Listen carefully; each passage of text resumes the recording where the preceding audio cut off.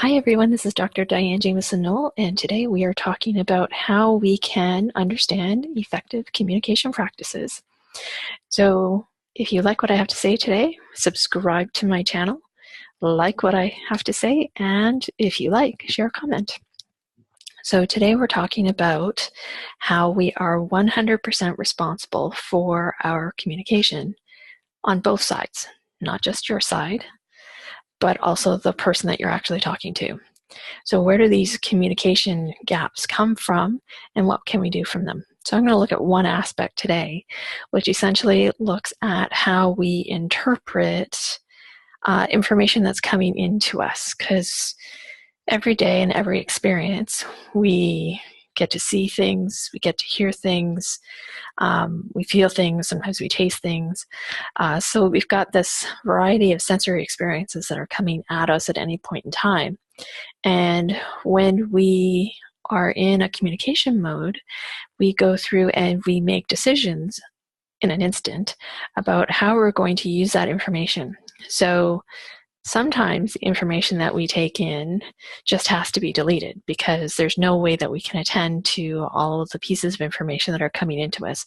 And in an instance, we can decide what's relevant and what's irrelevant, things that we need to pay attention to and things that we don't need to pay attention to. So we do that in essentially an instant. So that's one thing that we do with the information that comes in. The second thing that we do is we might distort information.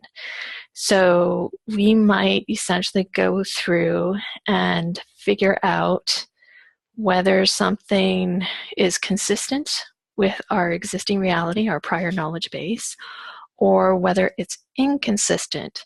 And if it's inconsistent, what we might do with that information is we might shift it and change it so that it actually does fit in with what we believe or how we think something should be in life. So that's the second thing we can do with information.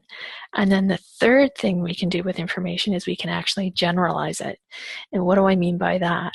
Is essentially, if you have a lot of prior experiences with a particular thing, what you tend to do is you make it consistent with all of those experiences and you generalize it. So if it happens once, it happens all the time. So essentially when you go through all of this, you've got three ways of actually taking in the information and using the information, sometimes to your benefit and sometimes not. So what does this mean in the end in terms of communication skills? So when you're having a conversation with a client, with a potential client, what are you doing in your communication to convey to them their understanding of what service you provide and what you have to offer them? So using this information, you can actually pay attention to how a person is processing information by paying attention to what have they got out of the conversation. So if you were to ask, okay, so if you can just come back to me and say, so I'm understanding this about what you said, am I correct in that? And then you can find out what type of information they've deleted, what kind of information that they've distorted, and what kind of information they've generalized. So based on my previous experience having the same type of conversation with all these people, I think this, and for that reason, I'm either going to go with you or not go with you in terms of business. So by understanding how we filter information, it gives us a greater sense of what we can do in terms of our communication to make sure that we ultimately move forward in working with that individual in terms of their problem or challenge that they're having and how they can move forward.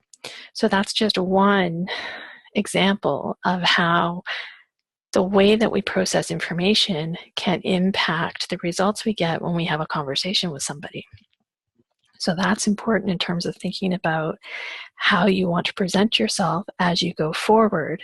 So if you think of that in business, if you think of the first time you connect with somebody, how that is your first impression, and that 30-second elevator pitch that you say, what are you going to say in that 30-second elevator speech that will provide a hook to allow a person to connect with you on a deeper level so that they want to have that additional conversation?